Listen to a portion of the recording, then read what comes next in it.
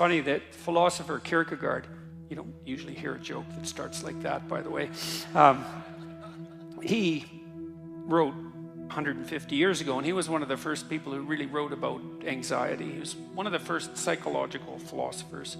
And he wrote a section in one of his books about all the industrialists that were operating in Europe at that time, trying in every possible way to make life easier and easier and more efficient and productive for everyone, which was definitely happening during the Victorian period, and Europe was rapidly transforming into an industrial powerhouse. And he said, someone as useless as him, with an orientation towards being a student who liked to sit and contemplate ideas and talk in cafes and smoke cigars and drink, could never do anything to make anything easier for anyone than everyone was already trying to make it. And so he thought that his task would be to make things more difficult for people, because there would come a time when what people wanted wasn't more ease, but more challenge and more difficulty. And that's really smart, and it's witty and it's true. And one of the things that I've come to understand, I believe, is that,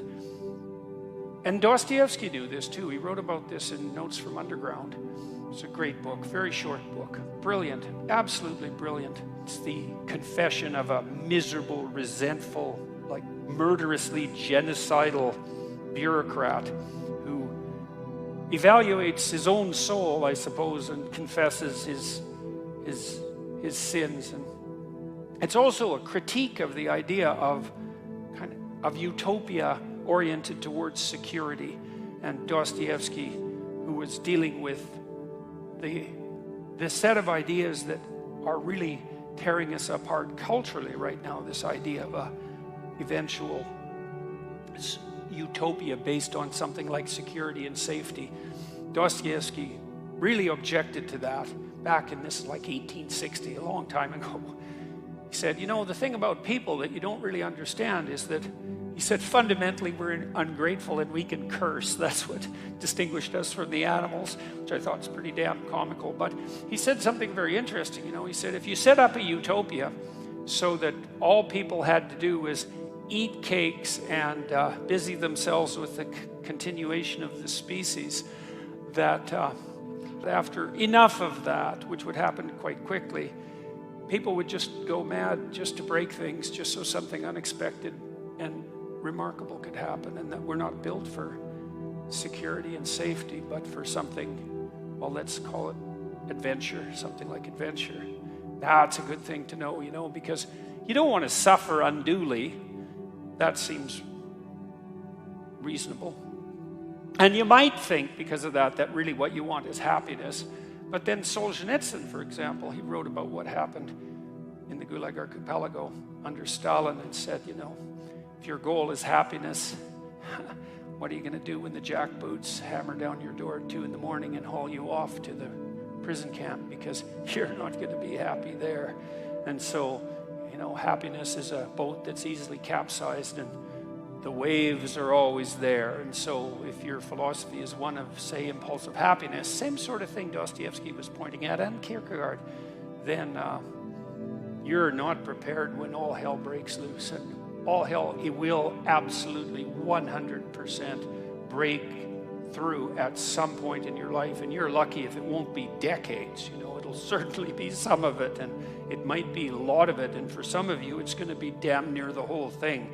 And so if what floats your boat is happiness, you're going to be capsized by the first decent wave. And so then you might ask yourself, what do you have instead of happiness that might be even more reliable? And I do think that adventure is more reliable than happiness. In the Old Testament story of Abraham, founder of the Abrahamic faiths, and obviously a crucial figure in the development of world culture, Abraham is presented as a late bloomer, to say the least.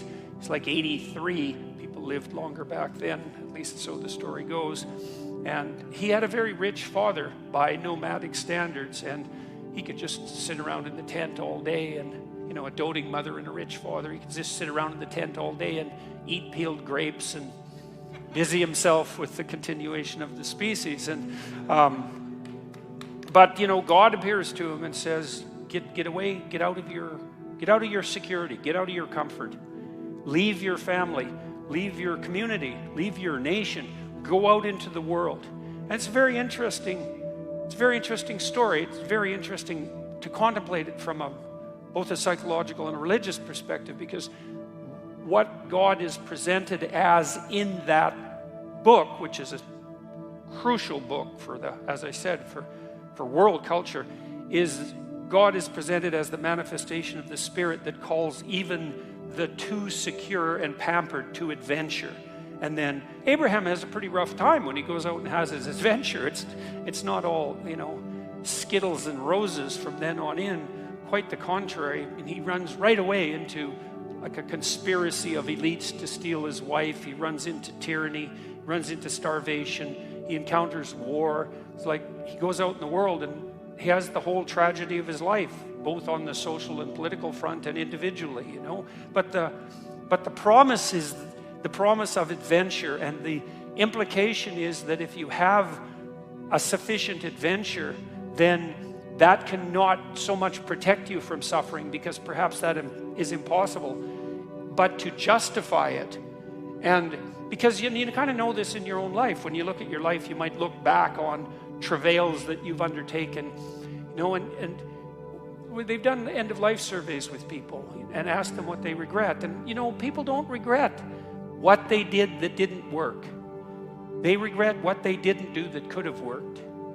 They regret the chances they didn't take. And, even if you do an evaluation of your biography, one of the things that you want to be able to say to yourself is something like, maybe there's nothing better you can say to yourself than this. You can think about this for yourself and see if it's true.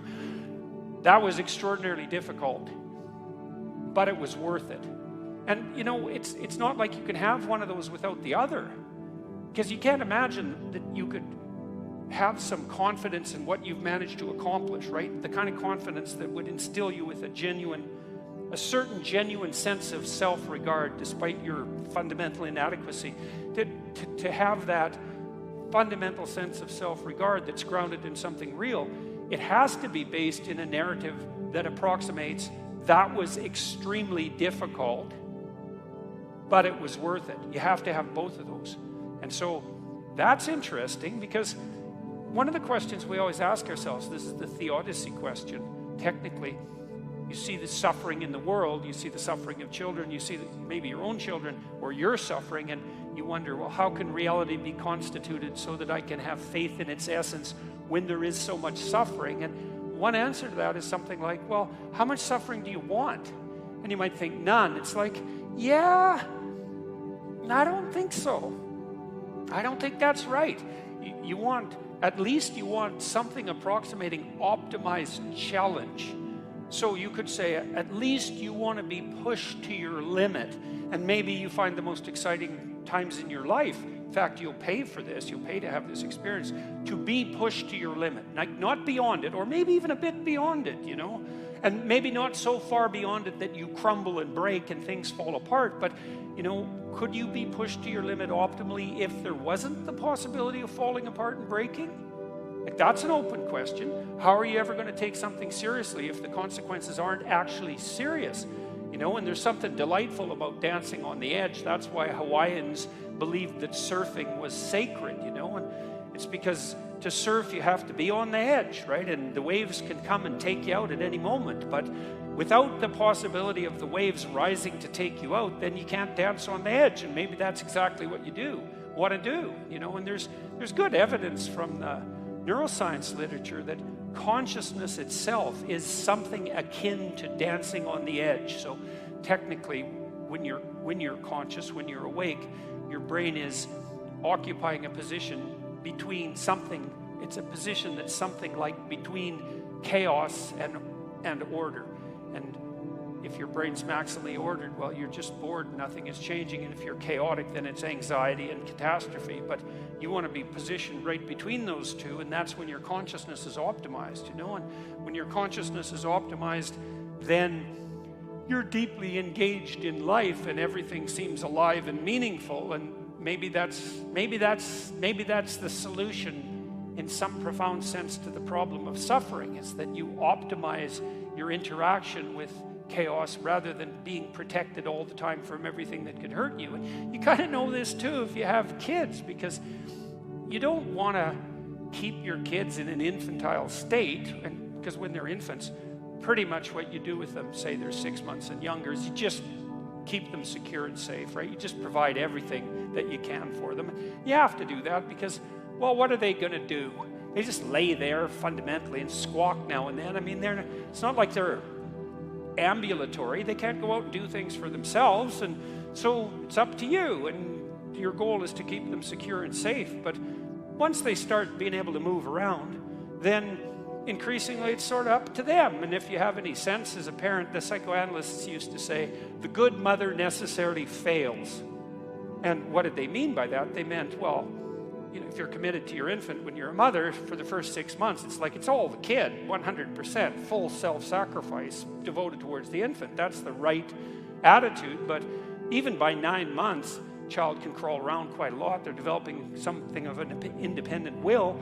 You start handing them challenges. You start handing them responsibility, and you keep them on the edge. And some of your kids are going to be able to be pushed harder than others, and part of the reason you have to develop a relationship with your kids, and your husband for that matter, is so that, you know, you can keep them dancing on the edge, on the proper edge. And that's even better than the mere provision of security.